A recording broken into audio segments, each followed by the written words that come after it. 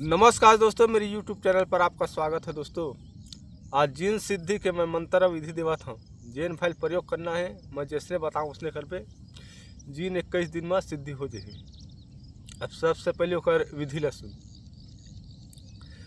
तोला लगी एक अत्ता बढ़ के बाजवाट ऊपर कबर रहते ते कबर असर बनाबे। कबर असर मतलब लकड़ी ऊपर और चादर ला मतलब ओकरा पर रख के कबर असर रखबे। ओकर ना पूजा करना है, 21 दिन घर में बनाना है और रोज पूजा करना है। 5 गुलाब इत्र और मिठाई और रेबड़ी ये लगी और 2 नींबू, कपूर और लौंग, ये ला कपूर लौंग के भोग देना है। 21 दिन तक एक माला मंत्र पढ़ना है।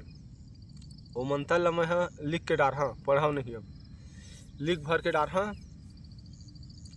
ओका 21 दिन में हो जीन खड़ा हो जाही। मैं बता तेसने करना है।